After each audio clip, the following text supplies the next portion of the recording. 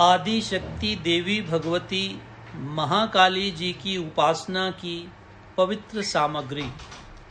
श्री महाकाली तत्व। गुरु माते इच्छा माही चलाओ, अपनी परम दया से जननी अहंकार मिटाओ। ओम श्री साईं। महाकाली के हर हर हर। श्री महाकाली तत्व। बीज मंत्र।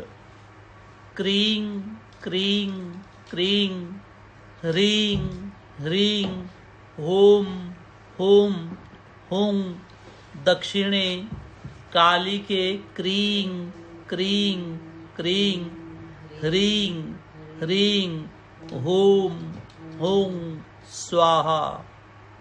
ह्रीं शब्द जगत जननी देवी भगवती महाकाली जी का बीज नाम है। ह्रीं शब्द का अर्थ है कोटि ब्रह्मांडों का हृदय। दूसरा अर्थ है कोटि सूर्यों के समान परम प्रकाशमान। बीज शब्द के इस अर्थ को अच्छी तरह मन में विचारते हुए फिर काली जी के बीज मंत्र को मनन करना है।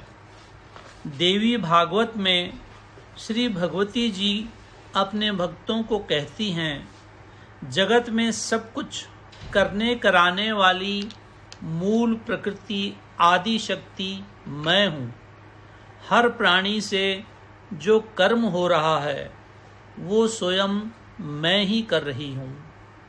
मेरे सिवाय सब पुतले जड़ हैं। जो अज्ञानी जीव अपने को कर्मों का कर्ता मानता है उसको कर्मों का फल लेना पड़ता है, भयानक तकलीफ उठाता है, जन्म मरण के चक्कर में घूमता रहता है। जो शुद्ध मन से मुझे अपने सब कर्मों का कर्ता धर्ता मानता है वो बहुत आसानी से भव सागर से पार हो जाता है। जगत माता के चित्र में सिर के ऊपर जगत माता के कर कमलों में कटार दिखाई जाती है। उसका अर्थ है माँ इस कटार से अपने भक्तों के दिमाग में जो उल्टे विचार उठते हैं अपनी अपार शक्ति से इस उल्टी विचारधारा को काट देती हैं। खोपड़ियों का हार बताता है काली माँ की एक सूत्र आत्मा में सभी शरीर जुड़े हुए हैं। दूसरे इससे ये सीखने को मिलता है कि जब तक जीव हाड़ मांस के इन शरीरों को अपना मानता है तब तक अंतर ध्यान की ऊंची स्थिति नहीं हो सकती। माँ की अपार दया से उस स्थिति में पहुँचने के लिए पूर्ण वैराग्य और त्याग की जरूरत है। फिर जीव जगत जननी माँ की पावन गोद में सदा के लिए विलीन हो जाता है। काली माँ को त्रैनेत्रा भी कहते हैं क्योंकि काली माँ के 3 नेत्र हैं। तीसरा नेत्र ज्ञान चक्षु। माँ का ज्ञान चक्षु देखता रहता है कि बहिरंग का जगत अंतरंग की माँ की सत शक्ति के इच्छा अनुसार चल रहा है कि नहीं। काली माँ की कोई भी तस्वीर या चित्र देखो, नीचे जगदीश्वर भगवान भोलेनाथ पड़े हैं और उनके सीने के ऊपर जगदम्बे महाकालिका खड़ी हैं। इसका अर्थ क्या है? इसका अर्थ समझने लायक है। भगवान शंकर स्वयं पार ब्रह्म हैं और देवी भगवती महाकालिका मूल प्रकृति आदि शक्ति हैं।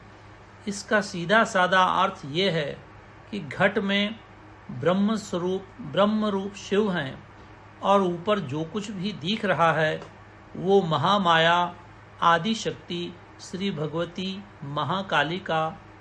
महाकालिका का खेल हो रहा है। जो कुछ दिख रहा है, जो कुछ हो रहा है, सब महामाया का खेल है। ऐसा जानकर देवी भगवती आदि शक्ति महाकालिका की आराधना बड़े भाव से करनी है। श्री भगवती जी के शीर्ष के आसपास जो अद्भुत प्रकाश का दर्शन होता है, उसका अर्थ है उनका पावन ध्यान करने से अज्ञान, षट विकार का अंधकार वहाँ टिक नहीं सकता है। ये दिव्य प्रकाश श्री भगवती जी की अपार दया से उनके बच्चों के सब विकारों को जलाकर राख कर देता है। मातृ उपासना केवल बच्चा बनकर ही की जा सकती है। बड़ा माँ की सच्ची उपासना नहीं कर सकता। संसार में भी एक नन्हे बच्चे का प्यार ही माँ के लिए सच्चा होता है। बड़े का अपना अलग संसार हो जाता है। उसका मन माँ को छोड़कर माया में ही भटकता रहता है। जो सच्चाई यहाँ है वो ही सच्चाई आगे भी है। इसको अच्छी तरह से दृढ़ करना है। यदि माँ की सच्ची भक्ति करनी है तो बच्चा बनना ही पड़ेगा। श्री भगवती जी की उपासना कई ढंग से की जाती है। निराकार रूप से, साकार स्वरूप से। मातृ उपासना का सबसे सुंदर ढंग है सुरत शब्द योग से माँ की उपासना करना।